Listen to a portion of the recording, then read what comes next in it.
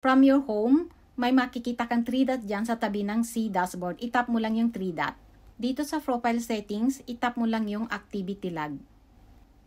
Dito sa activity log, makikita nyo ang mga categories dyan. Like yung nakasulat dyan sa baba, your posts, photos, videos, text, and status updates you've shared on Facebook. May manage your post dyan. And then yung activity you're tagged in, yung mga posts, photos, and comments you've been tagged in. Tapos, meron din dyan sa baba yung interaction, likes, reaction, comments, and more. Makikita nyo din dyan sa taas, yan, ini-scroll ko dyan yung mga following, added friends, video search, mga ganyan. Watch video, search history, ayan, group search, and then your comments, like, and reaction. Ayan, group post, ayan. Dito natin makikita yung mga violations natin na wala sa profile natin at hindi rin ito nakikita sa your alerts. Itap lang natin yung view activity history dahil dyan tayo magde-delete. Dito sa activity history, itap mo yung filters. Pag natap mo yung filters, may makikita kang categories. Itap mo yung categories para lahat makita mo yung categories. Dito sa category, makikita nyo na lahat ng mga categories like your post, activity you're tagged in, interactions, groups, events, and reels, profile informations, and connections. Itap natin yung your post. Dito sa your post, makikita mo na lahat ng mga pinost mo dyan like yung mga photos, videos, text, and status updates na na-shared mo sa Facebook. Kasama na din dyan yung your stories. Dito naman sa activity you're tagged in, ito yung posts, photos, and comments you've been tagged in. Yung tinag ka, dito mo makikita yan. So, itap natin itong activity you're tagged in. Dito mo na makikita yung mga posts na nag-comment ka pagkatapos nag-reply sila. Once na mention ang name mo, ay automatic na tag in ka dyan. At pag nagkataon na hindi maganda yung comments or reply nila, ay maaaring magkaroon ka ng violations nang hindi mo namamalayan. Kaya parating yung i-check yung inyong mga comments or yung mga reply para makaiwas sa ating mga violations. Next, itap naman natin itong interactions.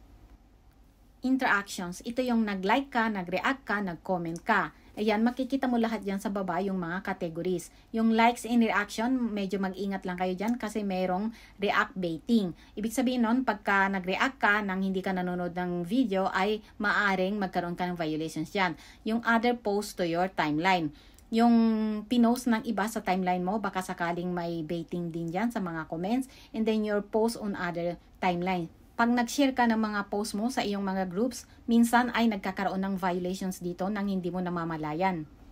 Punta na tayo sa activity history. Ayan, andito na tayo sa activity history. Makikita mo dyan yung filters and itap mo lang yung filters. After tapping filters, may makikita ka dyan na date. Itap mo yung date. Dito sa filter by date, ay ilagay mo dyan yung date na gusto mo, yung gusto mong hanapin na maaaring nagkaroon ka ng violations. Ang proseso po dito ay pareho lang po doon sa nakaraang tutorial ko. Ayan.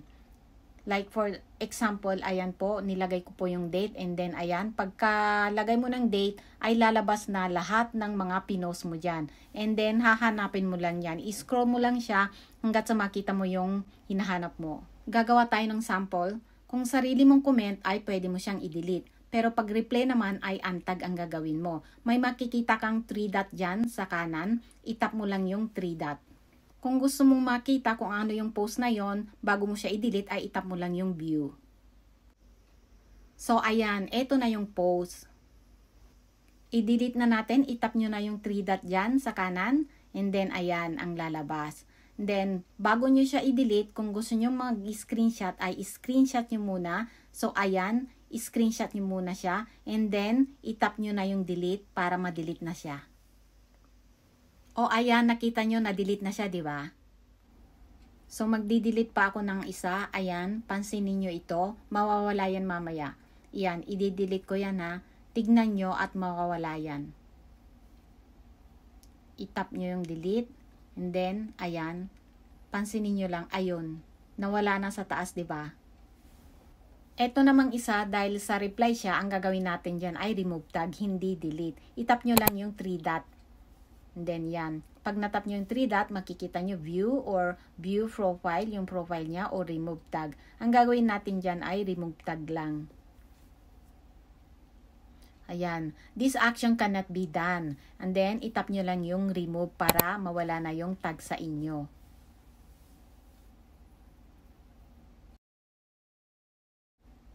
Punta naman tayo dito sa log action and other activities. Itap nyo yung categories para makita nyo lahat ng mga categories.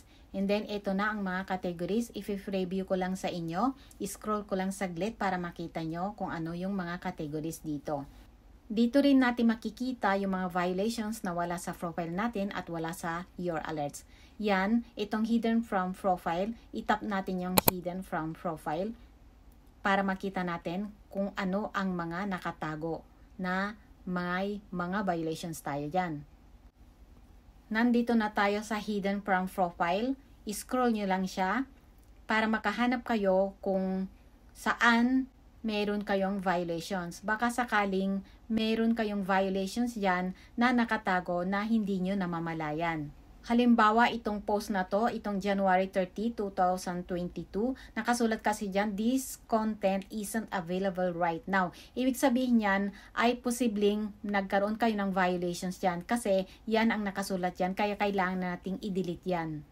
Para makita nyo yung post, itap nyo yung 3 dot, ayan, and then itap nyo yung view. Pag natap nyo na yung view, eto na ang lalabas. Ayan, itong post pala na ito ay tinaglang sa atin. Ngayon, kung ang nagtag sa atin ay nagkaroon ng violations, ay posibleng magkaroon din tayo ng violations dito. Kaya, pag may nakita kayong ganyan, ay kailangang i-delete nyo yan. Para ma-remove yung tag sa atin, itap lang natin yung 3 dot dyan sa taas. And then, ayan ang lalabas. Itap lang natin yung remove tag para ma-remove na yung tag sa atin. After tapping remove tag, yan ang lalabas. You won't be tagged in this post anymore. It may appear in other places like feed or search. Itap nyo na yung okay para ma-remove na yung tag sa atin. And then ayan, you are no longer tagged in this post anymore. Nawala na yung tag, na-untag na tayo. Ito naman yung mga sample na mga word na naka-hidden sa profile natin na maaaring nagkaroon tayo dito ng mga violations kaya need natin itong i-delete. Ayan, ipapakita ko sa inyo kung ano yung mga sample. Ito ang mga sample, no? Hindi ko na lang babanggitin para hindi tayo magkaroon ng violations. Para ma-delete natin siya, itap natin yung 3 dot dyan. And then, ayan, kung gusto nyo makita yung post, itap nyo yung view. Pero, i-delete nyo na lang siya para diretso na. Ayan, itap nyo yung delete. Items you deleted cannot be restored. And then, ayan. Makikita nyo dyan, tignan nyo, mawawala na siya. Ayan, nawala na siya. Nandito pa rin tayo sa hidden from profile. Ito naman yung mga sample na maaaring nagkaroon tayo ng mga violations dito, kaya need natin itong i-delete. As usual, yung procedure dito ay same lang. Itap nyo lang yung 3 dot dyan. Pag sariling post natin, ang dinelete natin ay mapupunta lang yan dyan sa move to trash. And then, ayan, nakasulat dyan, items move to trash will be deleted after 30 days.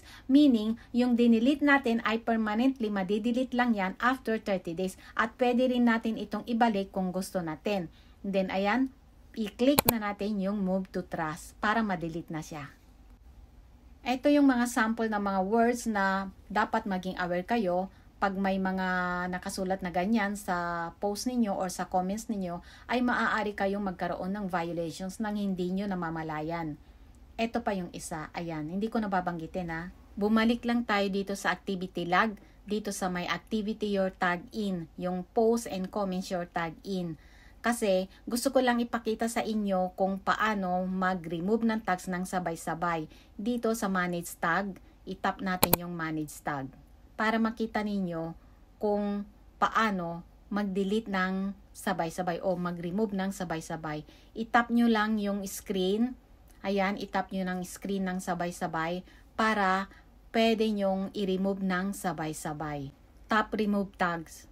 Pagkatapos makita nyo dyan, these posts, photos, or comments that you are tagged in won't appear on your profile anymore, but they may appear in other places on Facebook. If you're still concerned about others seeing an item, you can ask the person who posted it to remove it. Ibig sabihin yan ay pwede nyo pakiusapan yung tao na i-remove yung tag sa inyo para mawala na siya. Pag may lumabas na ganito, ay wag nyo na lang gawin dahil delikado nga naman maglagay ng basta-basta ng password, wag nyo na lang gawin ito.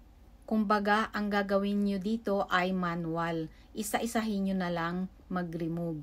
Ayan, ibalik nyo siya and then itap nyo yung 3 dot dyan and then yan, isa-isahin nyo na lang na i-remove siya para ma-remove lahat ng mga tinag sa inyo. Ayan, tap nyo lang yung remove. Pagkatapos, scroll nyo lang siya and then maghanap kayo dyan ng mga tinag sa inyo. Medyo matatagalan nga lang kayo dahil iisa-isahin nyo yan. Yung pag-remove sa tinag sa inyo ay hahanapin nyo yan dyan. Iisa-isahin nyo, ayan, remove tag. Advice ko lang sa inyo na every time na mag-comment kayo at may nag-reply sa inyo, ay i-review nyo kaagad yung mga reply sa inyo at i-check nyo kung ang reply ba na yon ay mayroong words na may violations o wala. Ganyan lang po kadali mga idol, and hoping na sana nasundan nyo ang aking tutorial ngayon at sana po ay nakatulong po ulit ako sa inyo sa pamamagitan ng tutorial natin, no? Huwag po kayo mawala ng pag-asa, yan lang po ang advice ko, and yun na nga po, thank you for watching and follow for more!